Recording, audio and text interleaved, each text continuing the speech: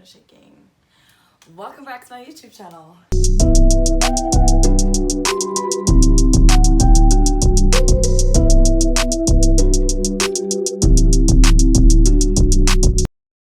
Hello guys, and welcome back to my YouTube channel. I'm really feeling the filming vibes today, and I am wearing this hoodie only because I wanted to wear a different hoodie that was white, but the light just didn't go with the hoodie. It was too bright, and now I'm kind of matching with the walls, so I hope that I'm not drowned out.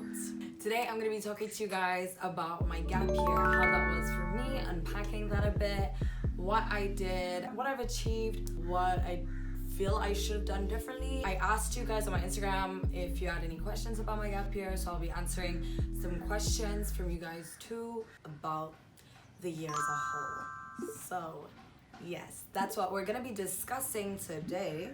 Somebody asked me, would I have taken my gap year if it weren't for COVID? And somebody else asked me, what made me take a gap year? I actually was considering taking a gap year even before COVID. I told my uni that I was gonna take a gap year. So they put me in for 2021 entry, and then I decided I wasn't gonna take the gap year and that I was just gonna go straight to uni. I informed them again that I actually have decided that I will be going straight to uni. So then they changed that, and then I found out about COVID. I had to inform them again. So then they changed it again, and they told me this is the last time you can change it. Like, stop. I don't think I would have if it weren't for COVID, because in the end I decided against it. It was COVID that actually made me go back on that decision. How did I convince my parents to let me take a gap year? So my parents actually thought it was the best idea for me. My mom is very supportive of it. She actually encourages a lot of parents to let their kids take gap years, and my dad also thought it wasn't a good idea for me to go, especially because of what I'm gonna do. I'm going to uni to study theater and French, and obviously with theater and acting you actually really need to be with people, and the same with French, with any language. So doing it online just would not have been ideal. Also just freshers, I'm trying to have that proper freshers experience, if you know what I mean, and that could not happen online. So I was just very I don't know what's gonna happen, and the first year is the funnest year. I didn't want to miss out on that. In terms of things that I did during my gap year, things that I suggest or ideas for your gap year. So the first thing that I put is to learn a new language or improve on one you already speak. I actually really wanted to learn Arabic. I was very, very consistent during the month of March because I used this site called italki, which had an italki challenge, and you could win stuff if you managed to get the hours that you set as your goals. I was very consistent. I was doing an hour a day at least, and some days 2 hours for the whole month, and I saw so much improvement.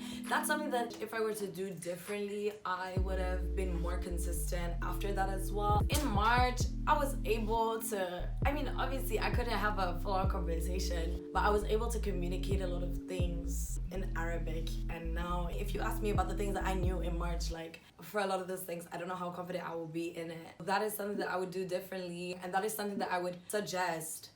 Go watch a video or two about how important learning languages is. Watch my language learning tips. In the world we live in today, it is so important to speak another language. Having a gap year gives you so much time to do so. The second thing that I'm gonna mention that I did was working, which is something that is pretty obvious. A lot of people do that during their gap year because you have so much time. It's time to make money. It's time to also just get work experience. I would honestly suggest looking for work within the field that you're interested in. Just don't do it just because of money. For example, I worked at the French school. I'm so grateful for that opportunity, by the way. I was teaching theater there, so it's it coincides with what I'm gonna study, which is theater and French. I think my youngest student was 6 and my oldest was 16. I got more of an idea of what it's like teaching and what it's like teaching different age groups. Someone asked, did my career choices change within the span of time? I think it really did. I'm still unsure of what I want to do. However, I am so much more open-minded. I thought teaching would be so boring. I know I said I teach until 16, but I'm sorry, that older class, I just had so many issues with the older kids, and to be honest, it just made me realize that if I'm gonna teach, I'm gonna teach younger kids. I really, really enjoyed it. Actually leaving was really emotional. I had kids crying. I was gonna cry, I had to hold it together. I I'm also tutoring outside of that. I tutor a lot of kids for French. I mean, I knew I loved kids before, but it just really intensified this year with having the opportunity to work with kids. I also did translation work for companies. I am so glad that I spent my year doing work relevant to what I do. My CV is looking so good because of all of the work that I've done. Even acting work, I've been doing plays and things like that and getting paid for that. A lot of companies will be like, oh, we need this certain amount of experience, and you're wondering, how the hell am I meant to have that experience if I freshly graduated from uni? If you take a gap year, you will have had a whole year of freaking experience. Another thing that you can do, volunteering. Volunteering, I guess, it's just work that you don't get paid for. I also think that's really useful because you can still put it on your CV. Even if you're not gaining money, you are gaining experience and knowledge that you can use for another job that you will get paid for. I worked at the Little Theater, my local theater. I helped with a kids play. I did not get paid for that, but I'm also really grateful for that opportunity because it just gave me a lot more experience. Again, working with kids, working in theater. And you also just learn a lot of transferable skills, communication skills, teamwork, perseverance, like for real perseverance and patience. Like just a lot of things that you will be able to use not just in the workplace but just in life in general. So I would really recommend doing volunteer work. So another thing that I will say about the money earning, what I did is building a habit of saving, learning how to budget my money. I think halfway through the year my parents stopped funding me for a lot of the stuff that they were before, and I've spoken very briefly about it on my Instagram, but essentially a lot of the things that I do with my own money. My parents pay for my essentials, obviously. It made me understand the value of money a lot more. I'm not saying that I did not value money, but it made me understand that actually I did this much work to get this much money, and this money, like whatever I'm about to spend it on, is equivalent to the work that I did. Like, is it worth it?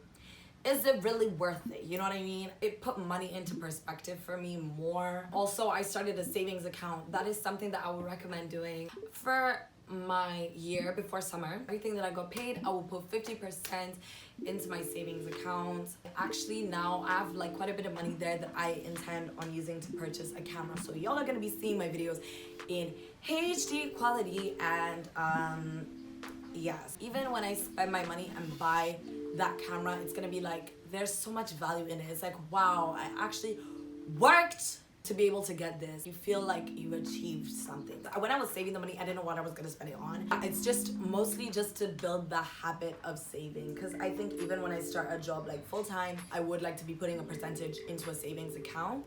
I think also a gap year is very good for doing things that you are interested in but don't intend on pursuing in the future. So for example, I really wanted to start pole fitness.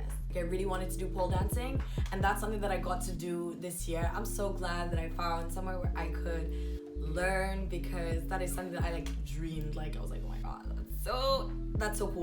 So I've improved so much. I've been doing it since November of last year to now. I actually had a lesson today. I've improved so much from the first lesson to now, and just picking up a new sport, picking up a new activity, something that you may not intend on pursuing as a career, something that you don't know if you'll have time for in uni, whatever it is, just do it now, because you have so much time over your gap year, and your gap year will fly by. But like, if you spend it well, you have so much time to do so many things. Also, just learning a skill that you pay someone else to do for you. At the beginning of the gap year, I was really doing a lot of cooking.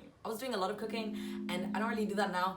To be honest, I don't enjoy cooking. I do it for my family's survival, or just my survival. Like, you know, if I don't cook, I'll starve. So I just do it. But yeah, my mom made it a thing where we had to cook. It was horrible. I was leaving events during the day, in the middle of the day, being like, sorry, I have to go prepare dinner. I did improve a lot in my cooking skills, like a lot, and I think that'll be useful when I go to university. At the beginning of the year, I was doing braids for myself. I did it 2 or 3 times. That's something else I wish I had been more consistent with, because I don't think I'm that good yet, and my braids look really messy when I do them. But that's something that you pay so much for abroad, and if I had been consistent with it, and if I had been doing it consistently, then I would be good now, and I would be charging people when I'm there too, and I would be doing my own hair and saving that money. Even like crocheting is something that a lot of people know how to do, and you can make clothes for yourself. Just a lot of things that you pay people for, you can actually learn how to do yourself, save yourself the money, and get paid to do it for someone else.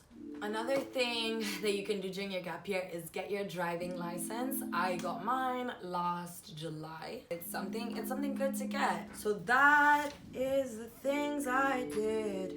The things you did. So now I'm gonna answer some of your questions. Is it a realistic expectation to have a job? Yes, I do think it's a very realistic expectation, because even if your jobs that you apply to don't employ you, you can always be self-employed, apply to, you can always start a business. Somebody else asked for tips on starting a side hustle. You'll probably watch another YouTube video on that. I don't know how much I can cover here, but what I would say, make sure that you make everybody that knows you aware of what you are interested in and what you are good at. A lot of the way life works is through connections. Most, if not all, of the jobs that I've worked have been because somebody has referred me to somebody else because they knew that I'm a good actress, I speak French, I'm good with people because I'm good at talking, or because I enjoy whatever it is. Make sure that you are always talking about what you're good at. And then when people see something to do with that, the first person they'll think about is you, and they'll contact you to let you know about that. Or they will contact someone you know to connect you to it. I would highly recommend tutoring. Any subject you are good at school, tutor for it. Like literally, teach little kids how to do it. If you speak any language, even if you didn't take it at school, start tutoring people and make bank. Like honestly, and if you advertise it well, if you do it well, you make a flyer, you post it up everywhere, you get all your friends to post it and all that stuff, and you keep going at it, and just a lot of other things, like just do it. What were the best and worst experiences of my gap year? I don't think I had any particularly worst experiences of my gap year. I feel like if there's anything bad that happened in my gap year, it wasn't related to taking the year off. But the best things, I really enjoyed teaching and enjoyed acting, like for Baba's House. Baba's House was one of the best things that happened in my gap year. That's something that I really, really enjoyed. So maybe that was one of the best things. Sounds cheesy, but all the memories I've made, all the people I've met, that's what I would say. Who would you recommend not to take a gap year? I don't think a gap year is gonna teach you how to be disciplined, because it's just, you have to be very self-disciplined and have that self-control. So if you already don't have that, maybe a gap year is not what you need. Somebody asked if you're unsure about your unique course, do you think taking a gap year would help? I do. If you're not sure, like if you have like a list that you are considering, then you could try each of them and actually get an insight to what it is actually like, and whether what you thought it was actually in fact what it was, or if you were not aware of the reality. So somebody asked me, do you think a gap year improved my mental health after 13 years of stress? Let me tell you something. Taking a gap year was one of the best decisions I've ever made in my life. I mentioned this in my Q&A video.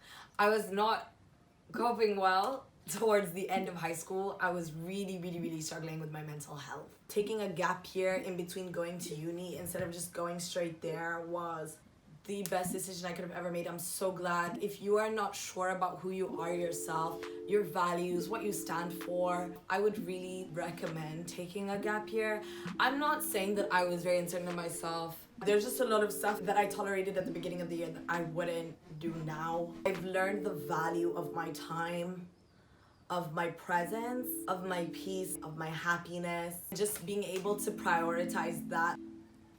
I actually don't need things in my space that are gonna drain my energy, waste my time, just not come up to my value. I think that there are so many things I've learned that I was actually talking to Natalie this morning about. I've learned so much about myself and what I want for myself. Going for therapy, oh my god, therapy is something that you should do over your gap year. Honestly, I'd recommend therapy to everyone. It just opens your mind a lot to the things that you didn't realize you act the way you do, why you do the way you do. Just unpacking a lot of things from your past, from stuff like that. I just think that uni is somewhere where it's just ideal to go knowing yourself, because there are so many things that you can get dragged into and persuaded into doing, pressured into doing. A lot of things can just waste your time, waste your energy, not give value to your presence. And it's like, I'm just so glad that I'll be going into uni with a much different perspective than what I would have gone in with if I had just gone at the beginning of the year. So to answer your question, do I think a gap year improved my mental health after 13 years of stress? Yes, it improved it so much in so many ways. You have to be actively pursuing improvement within your mental health. That is a decision you have to make in order to achieve. So, somebody asked, am I worried about going back to school way less smart, catching up? Not particularly, because I've been doing stuff throughout the year to do with what I want to do. That's for me personally. Also, somebody asked, am I insecure that my mates are in uni and that I'm not?